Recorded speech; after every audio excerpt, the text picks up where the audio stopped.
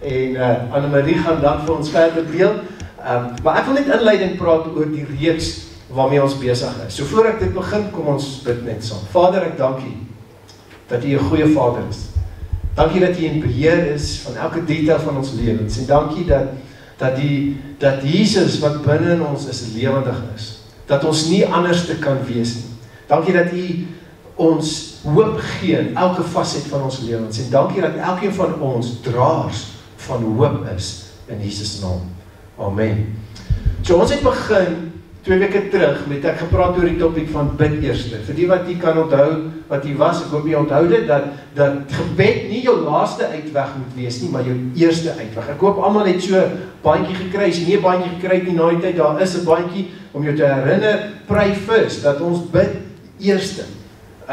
En net soos Steven ook gedeel het, dat God eerste sal wees in alles, nie in kompartemente nie, maar eerste sal wees in alles wat ons doen. En deel van daai bid eerste is om ons te herinner dat God het sy beste en sy enigste vir my en jou gegee, Jesus. En hy het sy lewe gegee vir my en jou, sy beste. Maar mag ek en jy in ons lewe en in alles wat ons na kyk en doen, besef dat hy moet eerste wees in ons lewe. En dan het ons verlede week begin praat oor, kom ons wees draers van hoop. Jesus wat binne in ons is die hoop. Die lewendige hoop is binne ons. En kom ons dra dit oral waarheen ons beweeg. Die kerngedagte of vers Kolossense 1:27 sê, God het besluit om aan hulle bekend te maak hoe wonderlik die heerlikheid van hierdie geheim vir alle volke is. Die geheim is, en hier is die geheim, Christus leef in julle.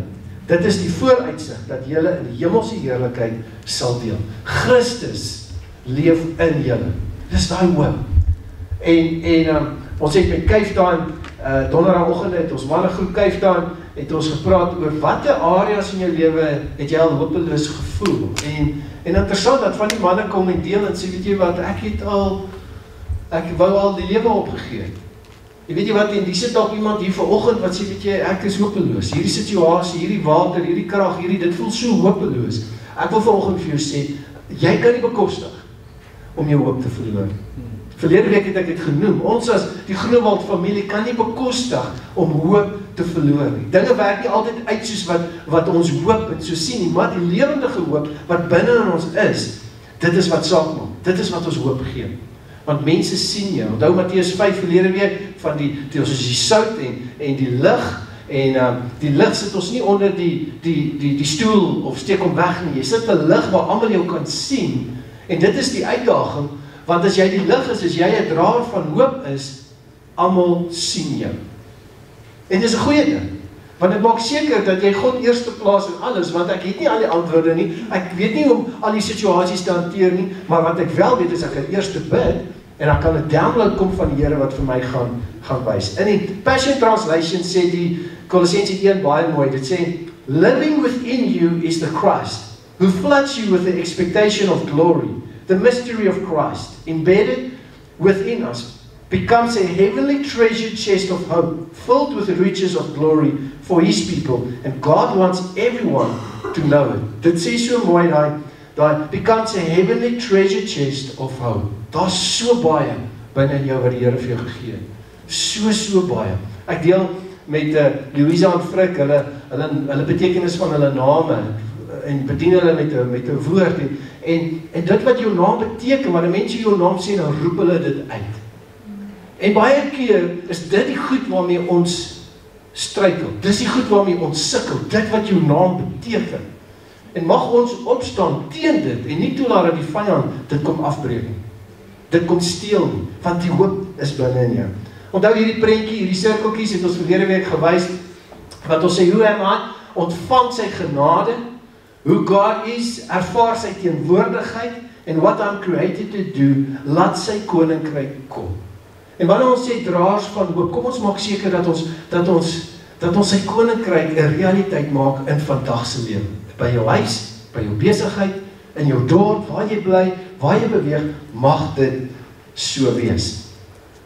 Voor ek vir Annemarie oorgee, ons sien met die voorbereiding, sien ons hierdie prentjie van 'n hawe. die prentjies nou nie daarop, ek wil jy moet jou imagination gebruik, nee. Sien 'n hawe, Durban of Kaapstad 'n hawe. Nou die doel van 'n hawe is eintlik significant, want skepe kom in met goeders, wat hoop bring, dis daar kos of goedere, dan laai hulle dit af, maar by 'n hawe laai hulle op ook, en hulle laai dit in die skepe, en dan gaan dit dan nou uit oralste waar jy dit moet beweeg. En ek en jy soos die hawe. Jy weet, dit is waar hoop kom, maar ons gee ook hoop. Maar het jy geweet dat 'n hawe is een van die vuilste plekke eintlik? Want daar is soveel gemors wat daar in die water lê, wat mense afgooi en nie gebruik nie en dit en weet, dalk voel jy in hierdie maand of hierdie tyd, jou lewe voel dalk so. Sit 'n gemors. Mag jy vanoggend die Heilige Gees jou weer wakker maak en sê, maar jy's 'n draer van hoop. Jy's 'n skip wat hoop vat, wat uitgaan na die wêreld toe. Jy's 'n skip wat inkom na 'n hawe toe, wat sê, okay, maar hier gee ek weer hoop, hier deel ek weer uit. En as daar dan gaga is, wat moet agterbly, wil ek vanoggend vir jou sê, los dit hier by hierdie gebou. Loop hier uit, en daai gaga is weg. Jy's 'n skoon skip, wat seil met vol hoop containers, wat jy oralste gaan gee, in ons gemeenskap en in die wêreld. Amen. Ek gaan oorgee vir Annelie, dankie. Azai, môre julle. So 'n tydjie gelede, 'n paar weke gelede, het Johan se neef hulle kom kuier uit Duitsland uit. En ek vra hulle toe uit, hoe bly hulle nog daar? Weet hulle het geïmmigreer so 'n paar jaar gelede. En hy sê toe vir my, daar's 'n paar dinge wat hulle baie mis van Suid-Afrika. En hy sê die eerste ding wat uitstaan vir hom, elke keer as hulle land, as hulle nou op Oliver Tambo land, dan voel hulle in die atmosfeer eintlik so vibrasie. Weet dit voel vir hulle daar's iets aan die gang in die atmosfeer in Suid-Afrika. En ek sê hom, dis interessant. Ek sê, hoe is dit dan in Duitsland? Hy sê in Duitsland is die mense geestelik dood. Dit was sy woorde. Hy sê daar's werklik net 'n absolute doodsheid onder die mense. En hy sê in Suid-Afrika, waar dit al soveel uitdagings is, soveel dinge is wat moeilik is daar 'n expectancy, daar's 'n honger, daar's 'n verwagting dat die Here moet ingryp, want ons het soveel uitdagings hier. En hy sê, mens kan dit letterlik voel in die gees. As jy afklim van daai vliegtuig en jy was 'n ruk lank in Europa, dan voel jy, hier verwag mense iets. So vanoggend, my gedagte, en dit wat die Here vir my gegee het vir 'n woord vir julle oor hoop, gaan ook oor Suid-Afrika. Hoop vir Suid-Afrika spesifiek. En ek wil hê julle moet julle harte oopstel om hoop te kry. En die beste plek altyd om te wees is in die wil van die Here. As die Here vir jou sê, ja, gaan oorsee, doen dit, maar dan wees in die wil van die Here. Maar as die Here vir jou sê, wees in Parys in hierdie tyd, in geskiedenis, wees hier. Want die veiligste plek en die beste plek is altyd in die wil van die Here. So kom ons bid saam en dan gaan ek vir julle by woord gee wat die Here vir my gegee het. Vader, U is so getrou. Heilige Gees, dankie dat U hier is vanoggend, dat U met ons wil praat, dat U wil hê ons moet draers van hoop wees. U wil in ons iets doen. U wil in hierdie tyd in geskiedenis, wil U ons gebruik, en ons wil gewillig wees. Ons wil ons harte oopstel. Ons wil daai hoop wat U vir ons gevestig het, vir ons uitdra. In die naam van Jesus. Amen. So ons gaan begin by Prediker 1. Nou, ek weet nie van julle nie, maar wanneer ek as 'n kind Prediker gelees het, ek amper gedink ek moet repent daarna, want dit voel vir my, dit is 'n moedelose boek daai hoor. Mens weet amper nie wat jy daai moet kry nie. Nou Prediker 1 vers 1 begin, daar staan, hier volg die woorde van die Prediker, 'n seun van Dawid, die koning van Jerusalem. Alles is sinloos, sê die Prediker, absoluut alles, die lewe het geen sin nie, alles loop uit op niks. Elke dag werk jy hard, maar wat kry jy van al jou gesukkel? Geslagte kom en gaan, maar watter sin het dit? Die lewe gaan maar op sy ou manier voort. En dit is iets wat ons baie hoor, né? Dat mense moedeloos is. Mense is eintlik depressief. Hulle voel, wat is die sin van alles? Ek staan op, ek gaan werk, ek gaan huis toe, staan weer op, gaan werk, ek gaan huis toe. Wat is die sin? Hoekom doen ek dit? En dit in so 'n mate dat baie mense voel daar's geen sin nie en eintlik hulle lewe beëindig. Om te voel, wat is die sin van alles? Dan gaan hy aan en hy sê, een ding het ek egter ontdek, dieselfde lot tref wyse en dwaase mense, en ek het hiermee geworstel. As dieselfde dinge met die wyse en die dwaase gebeur, wat is dan die sin van al my wysheid? Ek het toe besef, daar's geen sin nie. Die lewe is absoluut sinloos. Die wyse en die dwaase gaan albei die een of ander tyd sterf. Nou daar wil ek eers gou gestop, nie? So hy sê toe nou vir homself, maar wat is die hele use om eintlik eers te probeer? Want almal gaan op die einde doodgaan. En hierdie is die kruks van hoop, nie? Vir Salomo was daar eintlik nie regtig hoop nie. Hy het nie Christus geken nie. Dis Oud-testamenties. En hy het gevoel, maar hy doen al die dinge. Hy werk, hy doen alles. Hy tree op in wysheid, maar op die ouene gaan hy dood. En in sy gedagtes, as jy hierso lees, het hy gereken, jy gaan dood soos 'n dier. Almal gaan hy dood, en dis die einde. Daar's niks verder nie. En toe ek hierdie lees, laat my toe dink aan van my dosente op universiteit. Nou, ek het oogkunde studeer, en ons het 'n paar briljante dosente gehad. Daar was een wat 'n dubbele professoraat, ingenieurswese, oogkunde, alles. Hulle kan vir jou somme doen wat jy in jou lewe nie gedink het moontlik is nie. Weet dit is ontsettende slim mense. Maar 'n hele paar van hulle was uitgesproke ateïste. Baie uitgesproke in die klas. Weet dit sal hulle vir ons sê. En ek onthou een van die ouens sê goed wat hy gehad het, 'n Engelse ou, hy het gesê, ja, when you die you're at the happy hunting grounds. Weet, it's all done. Weet, en hy het gereken, jy gaan soos 'n dier dood. Jy's dood en dit is die einde, daar's niks verder as dit nie. En jy kon dit in hulle lewenswyse sien ook. Dit wat hulle gesê het, daar was absoluut geen hoop in wat hulle gehad het nie. Weet, hulle sal vir jou al hierdie ontsettende intellektuele goeders vertel, hulle sal jou nou leer van al die wiskunde en die moeilike dinge in die lewe, maar as jy kyk na hulle persoonlike lewe, was daar geen hoop nie. Hulle was eintlik, meer as een het ook gesê, hulle is geweldig depressief. Weet, baie uitgesproke mense. En dis waar die sleutel lê, is by die dood. Weet, of ons gaan hoop hê of nie hoop hê nie. Gaan ons as prediker dink, dis die einde, dis verby, dis klaar. 1 Petrus gee vir ons die sleutel tot hoop. Nou, ek gaan dit vir julle in die Engels lees, 1 Peter 1 verse 3. Praise be to the God and Father of our Lord Jesus Christ. In His great mercy, He has given us new birth into a living hope through the resurrection of Jesus Christ from the dead, and into an inheritance that can never perish, spoil or fade. En dit is die sleutel tot hoop. Weet, as ons mekaar sê, jy moet hoop hê, jy moet 'n verhouding met die Here hê, jy moet 'n draer van hoop wees, jy kan dit nie uit jouself uit genereer nie.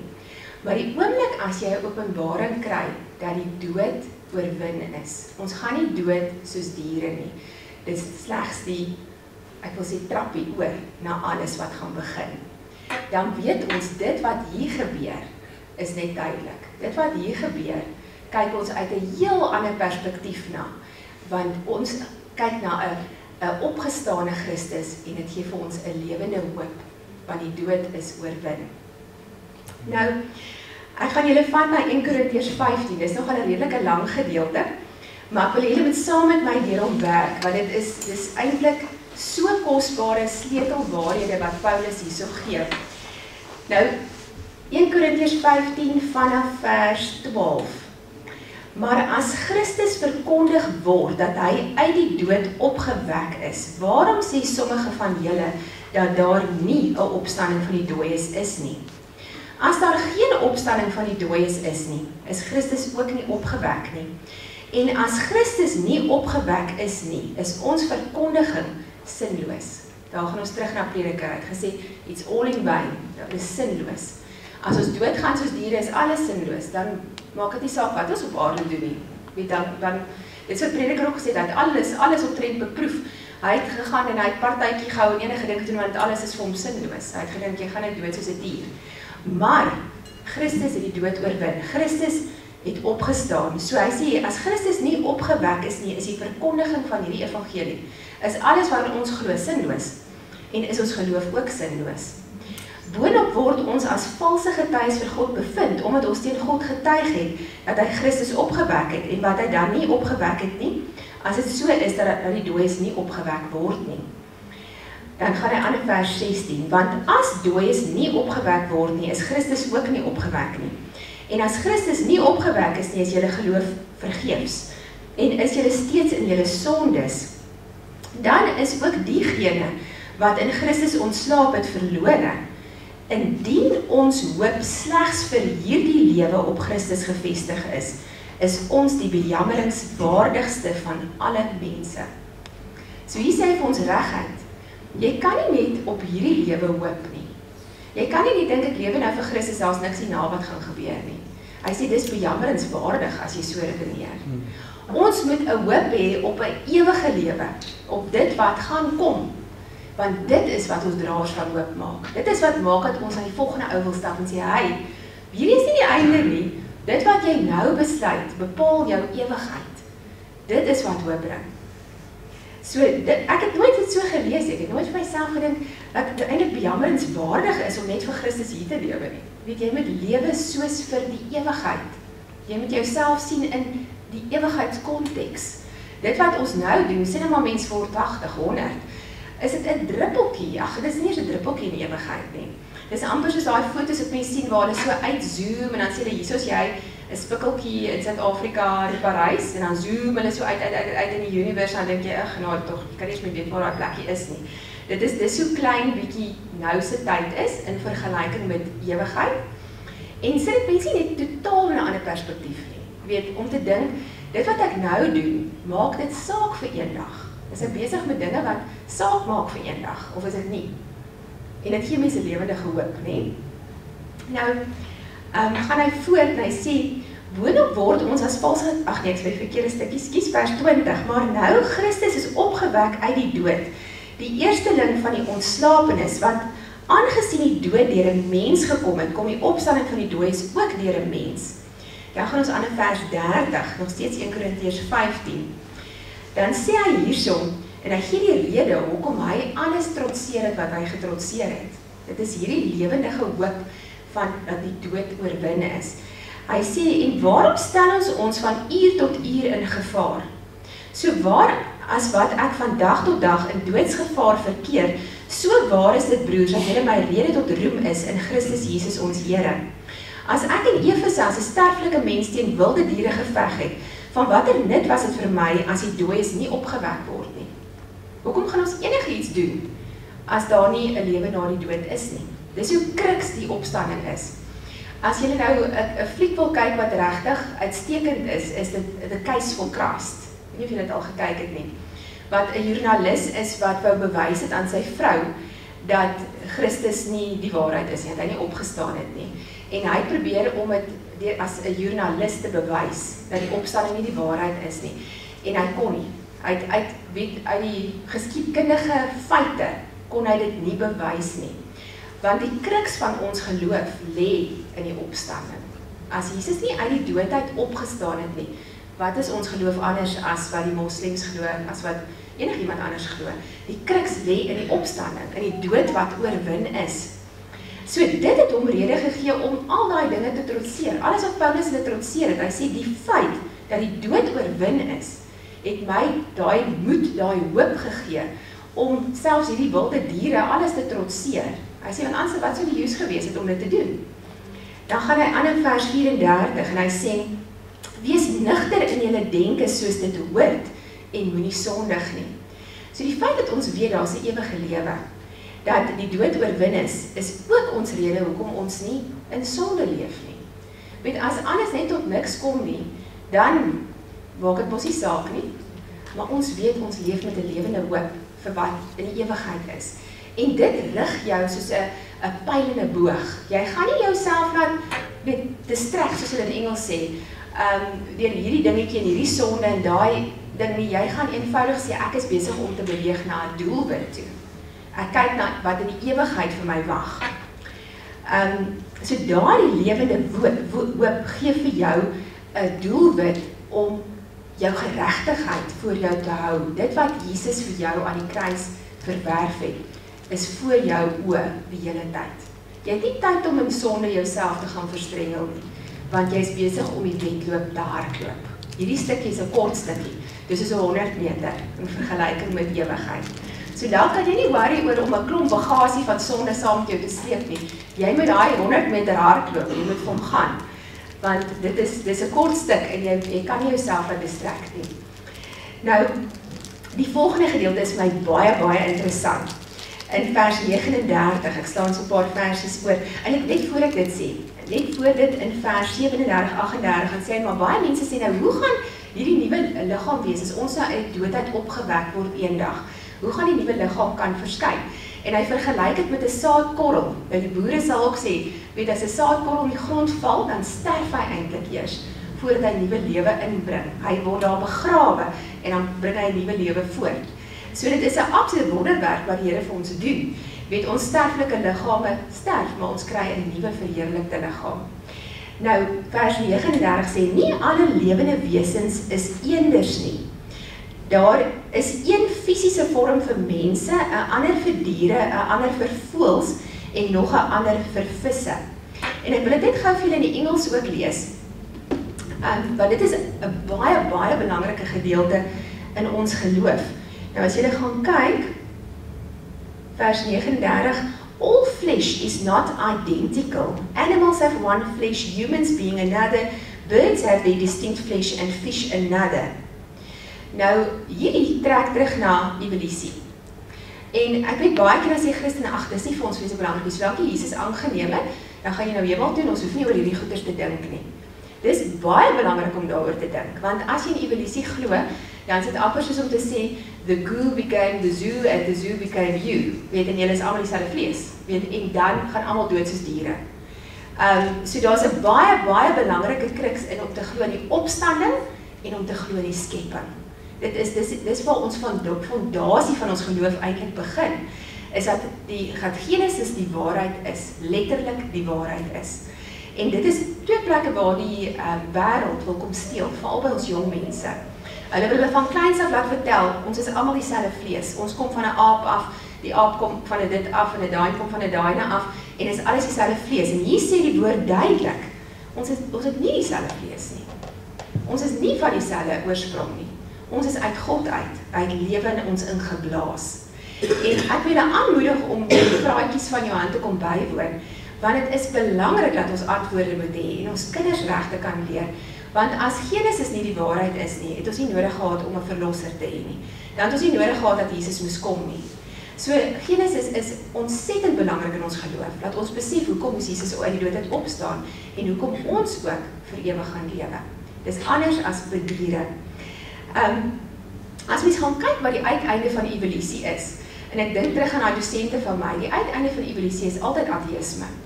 Jy kan nie evolusie in die Bybel voorsien met mekaar nie. Daai mense gaan altyd oorgaan in ateïsme, waar die persoon hulle eie God is.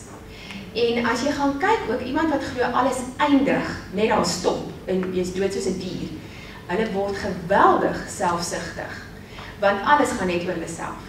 Weet, ons het vriende van universiteit af wat ateïsties geword het. Weet, dit is vir ons baie erg geweest, toe dit gebeur het eintlik. En as jy gaan kyk hoe hulle hele lewe gedraai het, is dit om vir hulle self te leef. Alles moet jou eie gemak. Want as jy dink daar's niks hierna nie, hoekom gaan jy vir enigiets anders lewe as vir jou eie gemak? So jy stop die draer van hoop net daar, want iemand wat hoop dra, kyk wat kan hy vir iemand anders bring in hierdie lewe, nie? Jy het 'n rede om dit te doen, want jy het 'n lewende hoop. Jy kan dit nie net vir jouself hou nie. Maar as jy glo daar's nie 'n God nie, daar's nie iets anders hierna nie, dan gaan jy mos dink alles gaan oor my eie plesier, ek moet geniet wat ek kan geniet tot op die laaste oomblik en dan gat ek en dan is dit verby. So dit is 'n baie selfgesentreerde lewe om 'n ateïst te wees. Alles gaan eintlik maar oor jouself. Dan gaan hy aan in 1 Korintiërs 15 vers 42 en sê, so sal dit ook wees met die opstanding van die dooies, wat gesaai word in verganklikheid word opgewek in onsterflikheid, wat gesaai word in oneer word opgewek in heerlikheid, wat gesaai word in swakheid word opgewek in krag, wat gesaai word in 'n natuurlike menslike liggaam word opgewek in 'n geestelike liggaam. As daar 'n natuurlike menslike liggaam is daar ook 'n geestelike liggaam. Dit is wat ek bedoel, broers, die mense van vlees en bloed nie die koninkryk van God kan beerf nie, en die verganklike beerf nie die onverganklike nie. Kyk, ek vertel vir julle 'n misterie, nie almal van ons sal ontslaap nie, maar ons sal almal verander word. By die laaste bassein, binne 'n oomblik, 'n oogwink, 'n bassein sal weer klink en die dooie sal onverganklik opgewek word en ons sal verander word. En dan gaan hy voor die einde van daai hoofstuk, want hierdie verganklike liggaam moet met 'n onverganklikheid bekleed word en hierdie sterflike liggaam met onsterflikheid. En wanneer hierdie verganklike met onverganklikheid en hierdie sterflike met die onsterflikheid bekleed word, sal die woord wat geskryf staan vervul word. Die dood is verslind in die oorwinning. Dood, waar is jou oorwinning? Dood, waar is jou angel? En dit is die lewende hoop. Ons gaan vir ewig kan lewe. En dit vat vrees uit die lewe uit. Want die grootste vrees is die dood. Ek meen, waarvoor vrees mense eintlik? Is alles rondom die dood, nê? Maar dood, waar is jou angel? Hy is oorwin. Die angel van die dood is die sonde en die krag van die sonde lê in die wet. Maar aan God die dank wat aan ons die oorwinning gee deur ons Here Jesus Christus. Daarom, my geliefde broers, wees standvastig en onwrikbaar en wy julle ten volle aan die werk van die Here, omdat julle weet dat julle arbeid in die Here nie vergeefs is nie. Sien jy daar hoe trek hy dit terug in 'n lewe van hoop, om 'n draer van hoop te wees. Hy sê, wees dan standvastig, want julle weet dat hierdie werk wat julle nou doen, wanneer julle hoop aandra na die volgende persoon toe, dis nie te vergeefs nie. Dit is met die oog op 'n lewende hoop, dat ons vir ewig gaan lewe. Nou, hier wat ek nou, dis nou eintlik die skrif wat die laaste ruk heeltyd in my hart is. Weet, ek sit en dink heeltyd aan hierdie gedeelte in die Bybel in 2 Konings 6 en 7. Maar voor ek daar wil kom, weet, wil ek hê julle met julleself bietjie indink, weet, as jy nou verhale uit die Ou Testament uithoor, en jy dink nou, byvoorbeeld selfs as mense dink byvoorbeeld aan Noag, weet se verhaal, het jy al jouself ingedink, waar sou jy in daai prentjie ingeslaat het?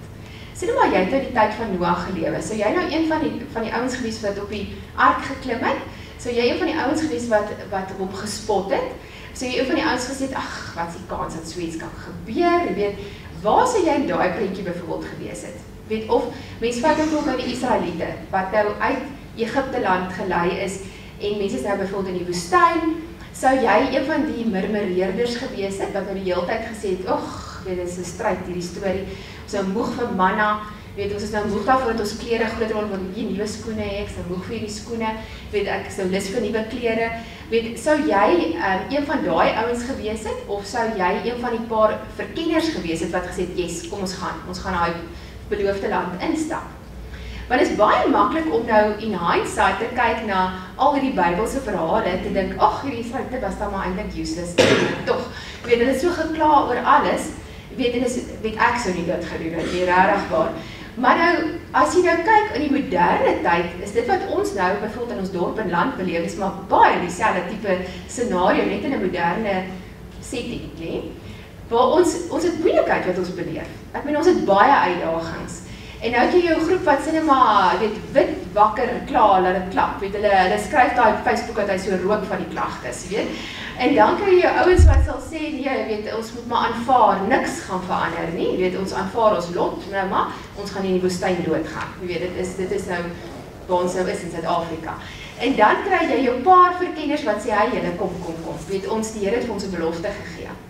Maar as jy nou eerlik met jouself is, waar is jy op hierdie stadium? In watter groep bevind jy dan? Want as ons kyk in die woord, is maar 'n kleinerige groep wat nou die verkenners is, wat positief is en hardloop met 'n ding. Want, as jy nou, sê maar ons sou nou tyd kon aanskuif, weet, ons fast forward bietjie in tyd, en jy kyk nou terug in perspektief na nou, weet, sal jy hou van waar jy in geskiedenis ingeskryf was, van wat jy gedoen het in hierdie tydjie, wat het gebeur hierso, wat was die hoop in jou, wat het jy oorgedra aan ander mense, of moet mens bietjie in perspektief gaan kyk, ewigheidsperspektief, hierdie is nou 'n klein stukkie van mense lewe, ons is definitief ongemaklik met 'n paar goeders wat gebeur, maar hoe het nou hanteer, het ewigheidswaarde. Nou, hierdie gedeelte is vir my een van die ekstreemste gedeeltes in die Bybel, weet wat hier gebeur het. As jy gaan kyk in 2 Konings 6 vers 24, nou staan, en daarna het Ben-Hadad, die koning van Aram, sy hele leer versamel en opgetrek en Samaria beleer. En daar was 'n groot hongersnood in Samaria, want hulle het dit beleer sodat totdat 'n eselkop 80 sikkel silwer en 'n kwart kap duiwemis 5 sikkel silwer werd was. So ek meen jy het 'n redelike ernstige hongersnood as 'n donkiekop vir groot geld verkoop word, met baie min vleis, 'n bietjie gaga, dis nou regtig nie, weet jy nie vir top op my lysie is om te eet nie. En as jy nou duiwe mis begin verkoop, dan het ons nou 'n redelike groot probleem. Dan dink ek wat ons nou hier in die Oos daar is eintlik maar bietjie klein in vergelyking met wat hierdie ouens beleef het. Nou gaan ek nog verder. En terwyl die koning op die muur verbygaan, roep 'n vrou na hom en sê: "Help, Heer koning." Maar hy antwoord: "As die Here jou nie help nie, waarvandaan moet ek jou help? Want van die dorsvloer of van die parskyp?" Want hy is self desperaat. Die koning weet nie meer wat nie. Verder sê die koning vir haar: "Wat is dit met jou?" En sy antwoord: "Hierdie vrou het vir my gesê: Gee jou seun dat ons hom vandag eet. Dan kan ons môre my seun eet." So het ons dan my seun gekook en hom geëet. Maar toe ek die volgende dag vir haar sê: "Gee jou seun dat ons hom eet," het sy haar seun weggesteek. Ek kan myself nie voorstel wat deur jou kop moet gaan om so iets te doen nie. Ek kan myself nie voorstel, dink sy in 'n gras eet, genigtig. Dit is jy kan nie dink is moontlik nie, maar dit wys die absolute desperaatheid van die situasie. Jy weet dit is eintlik vir ons menslike denke amper onnoembaar om so iets te doen. En dit sit ook ons storie in perspektief, né? Ons het regtig eintlik geen probleme as ons hierdie goed lees nie. En toe die koning die woorde van die vrou hoor, skeer hy sy klere terwyl hy op die muur verder loop. Die mense het gesien hoe daar 'n roukleed onder sy liggaam was. En hy sê: "Mag God so aan my doen en so daaraan toedoen as die hoof van Elisa, die seun van Safat, vandag op hom sal bly staan." So hy wou dadelik vir Elisa onthoof.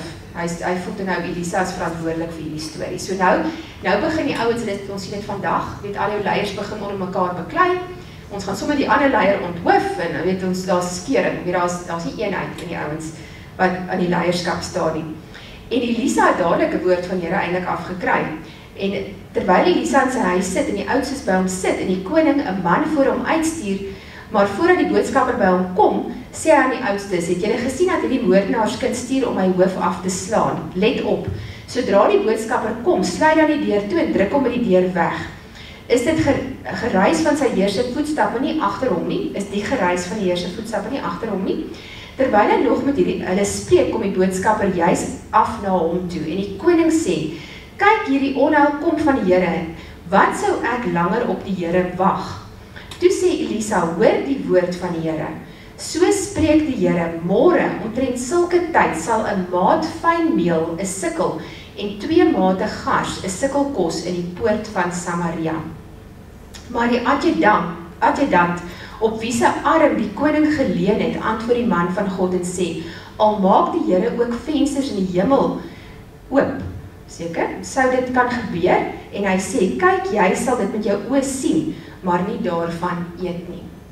Nou, hier gee die Here 'n woord. En dis 'n woord wat enige ou se geloof stretch. Dis 'n regtig 'n woord wat jy moet jou geloof met mekaar sit vir hierdie ene. Hy sê binne 24 uur sal die hele situasie draai. Binne 24 uur. En die man wat dit hoor, daai adjudant, sê, weet hy sarkasties. Hy sê: "Ag, maak die Here vensters in die hemel. Hoe gaan dit gebeur? Hoe op aarde gaan dinge in 24 uur so kan verander?" En vanoggend wil die Here ons challenge. Hy wil ons challenge en vir ons sê: kan ons geloof uitsit dat dinge in Suid-Afrika kan verander? En ons nog challenge, kan dit byvoorbeeld in 24 uur gebeur? Weet ek meen, besef julle wat moes hierdie mense glo, nê? Om van 'n situasie waar die mense duiwe misverkoop het vir kos, binne 24 uur sal daar soveel oorvloed wees. Weet, en dis waar ons die Here baie keer inperk. Ons weet, as jy hoor wat mense sê, hoe gaan hierdie land ooit kan verander? Weet, hoe gaan die ANC ooit uit hulle posisie gestoot word? Hoe? Weet, en dit is net onmoontlik. Weet, hoor hoe praat ons, nê? Maar in 24 uur is so 'n situasie verander. Waar is ons geloof? Waar is ons geloof? Om te glo vir 'n goddelike regering. Weet, ons moet ons geloof begin by mekaar sit en begin hoor wat is ons besig om te sê oor ons land. As jy so 'n situasie kan verander is, Suid-Afrika, ek wil sê peanuts, dis maklik teenoor wat hier gebeur het, nê? En sê vir jouself ook, is jy daai persoon, ek wil nie daai adjudant wees wat sê, ag, hoe aardig gaan dit gebeur. Want, het julle gesien wat net daarna gebeur het? Hy sê vir, weet Elisa sê vir daai man, Jy sal dit sien gebeur, maar jy gaan niks daarin deel hê nie. Jy gaan nie daarvan eet nie. En dit is dieselfde ding wat met die Israeliete gebeur het. Hulle was in murmurering en in ongeloof en hulle het nooit in die beloofde land ingegaan nie. So mense, houding in hierdie situasie van beproewing waar ons is, sê alles. Weet, is jy 'n draer van hoop? Hou jy jou hart reg? Is jou mond in lyn? Is jy besig om jou geloof te aktiveer? Of is jy een van die murmureerders wat net gaan sien en nooit gaan ingaan en beleef nie? Gaan jy nooit van daai kos eet nie? Nou, hier gaan die storie verder en dit is so amazing hoe die Here eintlik die weg gemaak het vir die ouens. Daar was 4 melaatse manne by die ingang van die poort. Hulle het die een vir die ander gesê, wat bly ons hier totdat ons sterwe? En sien julle wat hier gebeur? Hulle het skielik hulle vrees vir die dood verloor. Dis een van ons sleutels om hoop te dra. Hulle het 'n vrees vir die dood verloor. Hulle het gedink, as ons gaan ons dalk doodgaan. As ons nie gaan nie, gaan ons ook doodgaan. So, ons het niks om te verloor nie. En die oomblik as ons besef die dood het nie meer vir ons 'n angel nie, dan begin jy lewe sonder vrees. En jy kan dit doen wat die Here jou roep om te doen. Want as ons heeltyd vrees van ek gaan nie iets hê om te eet nie, dan gaan ek seker doodgaan. Ek gaan nie 'n plek hê om te slaap nie, dan gaan ek seker doodgaan. Is eintlik maar die vrees vir die dood wat ons heeltyd gevange hou om nie te doen wat die Here ons roep om te doen nie. En toe hierdie ouens hulle vrees vir die dood verloor, toe sê hulle, kom ons staan op, ons doen iets. Kom ons doen iets. En hulle sê vir mekaar, as ons, ja, hierso praat hulle eers oor dit, en sê, as ons sê, laat ons in die stad ingaan, aangesien daar hongersnood is in die stad, sal ons daar sterwe. En as ons hier bly, sal ons sterwe. Kom dan nou en laat ons oorloop na die laar van die Arameërs. As hulle ons laat lewe, dan bly ons lewe. En as hulle ons doodmaak, dan sterwe ons. So, hulle het niks om te verloor nie. En hulle het klaargemaak in die aandskemer om in die laar van die Arameërs in te gaan. Maar toe hulle aan die buitekant van die laar van die Arameërs kom, was daar niemand nie. Want die Here het die leer van die Arameërs 'n gedruis van waans en 'n gedruis van perde, 'n gedruis van 'n groot leermag laat hoor, sodat hulle die een vir die ander gesê het, kyk, die koning van Israel het die konings van die Hittite en die konings van die Egiptenaars teen ons gehuur om ons te oorval. Daarom het hulle die skemer klaargemaak en gevlug, maar hulle tente en perde en esels die laar voor dit was in die steek gelaat en hulle het vir hulle lewe gevlug. En toe daardie melaatse manne by die kant van die laar kom, het hulle aan die tent binne gegaan en geëet en gedrink. En daar silwer en goud en klere uit weggeneem en het gaan begrawe. Daarna het hulle teruggekom en 'n ander tent binne gegaan en ook daar het weggeneem en dit gaan begrawe. En toe praat die Here met hulle. Toe sê hulle die een vir die ander, ons doen nie reg nie. Hierdie dag is 'n dag van goeie boodskap en ons bly stil. As ons vertoef tot die môre lig toe, dan sal ons skuldig staan. Kom dan nou, laat ons gaan en dit in die huis van die koning vertel. So dadelik het die Here hulle, toe hulle vrees vir die dood verloor, gedoen het wat die Here wil hê hulle moet doen. Die Here gesê, nou is dit tyd om 'n draer van hoop te wees. Vat dit wat jy gekry het en vat dit na die volgende persoon toe. Wees 'n draer van hoop. En hulle het gekom en na die poortwagters van die stad geroep en aan hulle berig gebring en gesê, ons het by die laar van die Arameërs gekom, maar kyk, daar was niemand en geen mensestem nie, maar net vasgemaakte perde en vasgemaakte esels en die tente net soos dit was. En die poortwagters het geroep en dit binne in die huis van die koning vertel. So die volgende ou roep dit uit en sê, hey ouens, hier's hoop. En toe staan die koning in die nag op en sê aan sy dienaars, laat ek julle vertel wat die Arameërs aan ons gedoen het. Hulle weet dat ons honger ly. Daarom het hulle uit die leer getrek om hulle in die veld weg te steek en gesê, as hulle uit die stad uittrek, sal ons hulle lewendig vang en in die stad inkom. So daar begin iemand weer met 'n negativiteit, weet, en nogal die koning, die leier. Maar een van sy dienaars antwoord en sê, laat hulle dan tog 5 van die perde wat hier oorgebly het neem. Kyk, hulle soos die hele menigte van Israel wat hier oor is. Kyk, hulle soos die hele menigte van Israel wat omgekom het.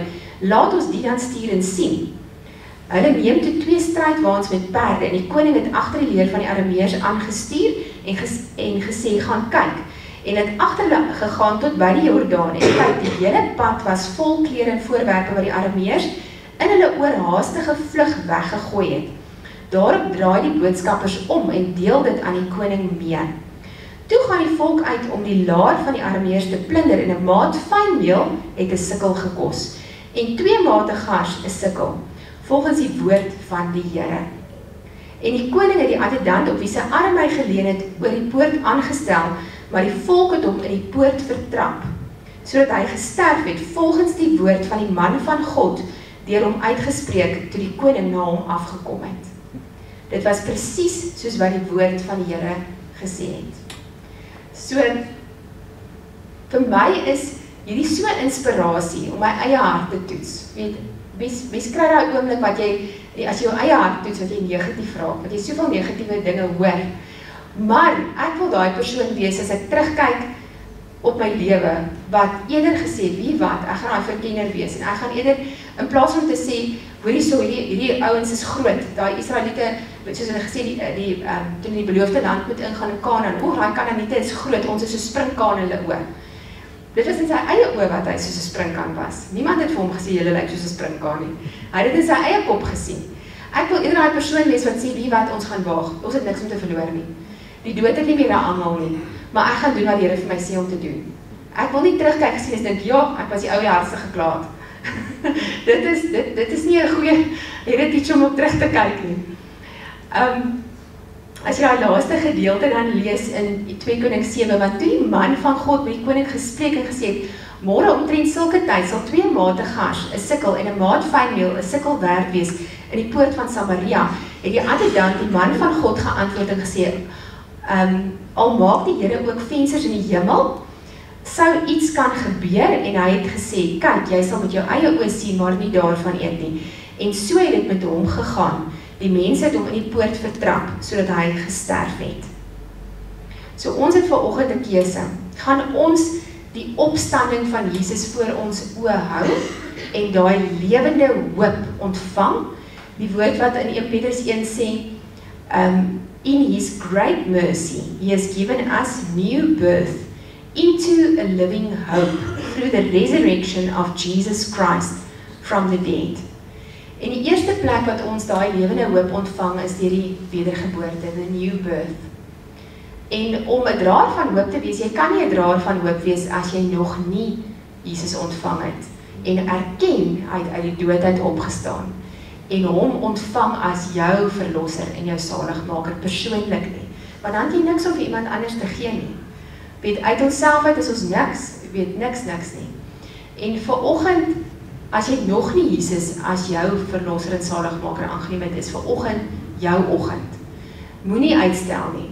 Ek het eergister ontvang ek 'n verwysingsbrief terug van 'n spesialis af, en ek sê vir my personeel kontak die persoon dat ons net gou-gou weet alles reël rondom wat ons moet doen, en gister hoor ek die persoon is oorlede.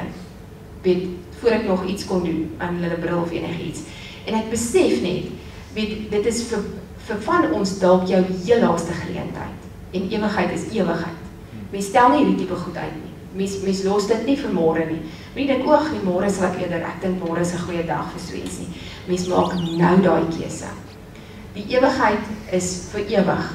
En mens het nou jou geleentheid om Jesus aan te neem. Om daai lewende hoop in jou te hê. So ek wil vanoggend spesifiek 'n uitnodiging rig. As jy nog nie Jesus aangeneem het nie, is dit vanoggend jou oggend. En dan 'n uitnodiging, dink ek waar ons almal weet eintlik moet sê, weet jy Here, ek wil so graag in daai groep wees wat opstaan en 'n verkenner wil wees en wil ingaan in die beloofde land. Ek wil nie die een wees wat gaan sê, ek gaan klaar murmureer en sê, "Ag, ons het sulke moeilike omstandighede. Ek moet eerder emigreer, ek moet eerder daar wees, ek moet eerder Kaap toe gaan. Ek moet oral anders wees behalwe waar die Here jou wil plaas nie." Wees waar die Here jou geplaas het en groei daar. Maak 'n verskil daarso. Kyk weier as jou eie omstandighede en wees 'n draer van hoop. So ek wil julle uitnooi, eerstens as jy nog nie Jesus aangeneem het, jy gaan ek nou bid en jy, as jy daai keuse maak, bid saam met my in jou hart. En na die tyd kom praat met Barend, kom praat met ons dat jy daai keuse vasmaak en jou so gou as moontlik laat doop. Wie daar's nie 'n ding van ons wag nou eers en ons ander tyd vir doop nie, so gou as moontlik jou laat doop, dat jy daai pad kan stap, want ons maak 'n definitiewe keuse. Jesus het 'n definitiewe keuse vir jou gemaak. Daar's niks om oor skaam te wees nie, maak 'n definitiewe keuse vir hom. So Vader, ek wil vanoggend bid vir elke een wat nog nie U aangeneem het nie. En as dit juis vanoggend bid hierdie saam, Vader, ek kom na U toe in die naam van Jesus. Uit myself kan ek nie kom nie, want ek is sondig uit myself uit. Maar ek werk my vertroue op dit wat Jesus gedoen het. Dankie Jesus dat U vir my sondes gesterf het. En dat U nie net gesterf het vir my sondes nie, maar dat U die dood oorwin het. Dood, waar is jou angel? Jy het nie meer 'n angel nie. Die dood is oorwin. Dankie Jesus dat U vir my opgestaan het uit die dood uit. Ek ontvang U as my saligmaker en verlosser. En ek wil vir U lewe. Ek wil nie wegkruip nie, ek wil vir U lewe en ek maak 'n keuse om vir U te lewe in Jesus se naam. En ek wil bid vir elke persoon wat vanoggend uit die kamp van die murmureerders wil stap, uit die kamp van passief wees, om niks te doen nie. Ons wil die lewende hoop wat in ons is uitdra na die volgende persoon. Ons wil opstaan. We want to rise up with you. En ons wil 'n verskil maak in Jesus se naam. En Vader, ek bid vir ons dorp, ek bid vir die mense van hierdie dorp, ek bid vir ons land. Ek spreek uit, hierdie is 'n city of glory. Hierdie is 'n stad wat 'n dorp wat ons die heerlikheid van die Here in hierdie strate gaan sien in die naam van Jesus. Ek bid Vader dat mense sal kom van heide en ver om U heerlikheid hier te sien. Dankie Vader dat U 'n roeping op Suid-Afrika het, dat ons in die atmosfeer 'n vibrasie kan voel van 'n afwagting van wat U in ons land gaan doen. Ek bid Vader dat U mense wat in ongeregtigheid leef, wat skelm is en steel uit posisie sal haal in die naam van Jesus. Dat die mense sal insit wat goddelik is. Dat die mense sal insit wat U woord eerste stel in die naam van Jesus. Ek bid Vader dat ons sal opstaan, dat ons vreesloos sal opstaan vir geregtigheid. Ons het niks om te verloor nie. Ons weet die dood is oorwin. Ons weet as ons in U wil is ons veilig. Dankie Heilige Gees dat U ons omring soos 'n laar om ons. Dat ons kan weet die engele is hier om ons. Ons stuur hulle uit met die krag van die woord. Die woord sê in Psalm 103 dat as ons, U kinders, U diensknegte, U woord spreek, kom die engele in aksie. Ons spreek hulle in aksie in hierdie dorp in die naam van Jesus. Dat hulle doen wat hulle geroep is om te doen, dat hulle ons sal beskerm, dat dinge in plek sal kom in die geestelike ruim. Satan het nie 'n plek in hierdie dorp nie, hierdie dorp is God se in die naam van Jesus. En ons wil onsself beskikbaar stel as draers van hoop in die naam van Jesus. Amen.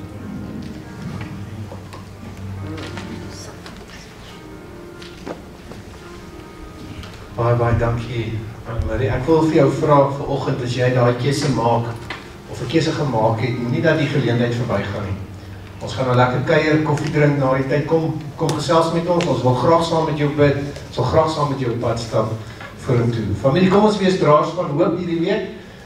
Onthou vanaand, tieners, engage, weer 6 uur hierso, donderdagoggend, kuifdag vir die manne, ook 6 uur hierso die oggend, let wel, en onthou woensdag aand, se Massa Connect ook hier. So baie dankie dat julle hier was, kom ons kuier lekker saam, en sien julle volgende week weer. Vrede, dankie.